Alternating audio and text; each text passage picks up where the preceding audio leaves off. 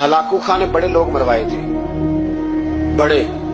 Baghdad में 20 लाख आदमी कत्ल करवाया उसने, 16 लाख आदमी उसने तलवार से मरवाया। लोगों ने ना जेरे जमीन तह खाने खोदने शुरू कर दिए। 4 लाख आदमी तह खानों में छुप गया और चुन चुन के मुसलमान मारता था। जब हलाकू को किसी ने बताया ना 4 लाख बंदे छुप गए, उसने नहरों के बंद तोड़वा दिए, दरियाओं के बंद तोड़वा दिए, पानी जेरे जमीन चला गया। 4 लाख आदमी डूब के मर गया, 20 लाख आदमी मरवाया। एक दिन एक इलाके में घूम रहा था, नींबू खाने का बड़ा शौकीन था। बाजार में गया तो एक नींबू खरीदा।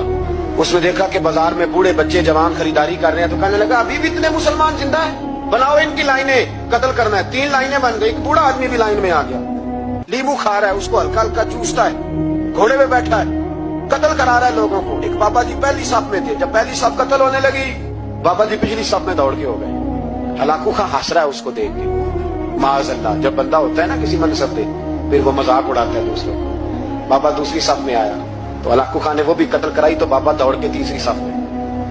आखिरी सफ के कोने पे जब बाबा खड़ा हो गया ना, तो सारे बंदे मर गए। बाबे को कत्ल करने लगा जल्लाद। हलाकू कहने लगा ठहर जा।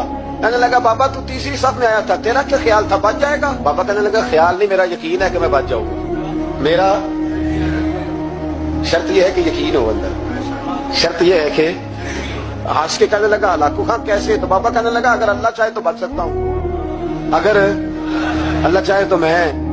बहुत सारे लोग हैं डॉक्टर लिख के दे देते हैं, नहीं बचेगा, वो बच जाता है, क्योंकि बचाने वाला अल्लाह है। अल्लाह चाहे तो बच जाऊंगा। तो हलाकू कहने लगा कैसे? जब ऐसे किया ना, कैसे ऐसे किया ना, तो नींबू हाथ से गिर गया। वो बच्चे प्लेयर नहीं होते, वो गेंद गिनती है तो छलांग लगा के पकड़ लेते। बड़ा घुड़सवार था, नेजाबाज था, छलांग लगाई नींबू कैश करने के लिए। कैसे तू कैसे बचे? क्यों हाथ घुमाया? नींबू गिरा तो छलांग लगाई, नीचे झुका। जब नीचे झुका ना तो गिर गया घोड़े से। जो पैर था वो घोड़े की रकाब में उलझ गया, घोड़ा डर के दौड़ गया। जब घोड़ा दौड़ा तो जमीन पर जोर जोर से सर लगने लगा। सिपाहियों कहता दौड़ो, इसको पकड़ो। सिपाही भी दौड़े पर घोड़ा काबू ना आया। घोड़ा उस वक्त रुका जब न उसका चेहरा पहचाना जाता था, न आंखें सलामत थी, न नाक सलामत थी।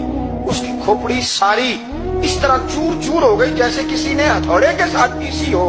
हलाकू की लाश से खून बह रहा था, बाबा हंस रहा था।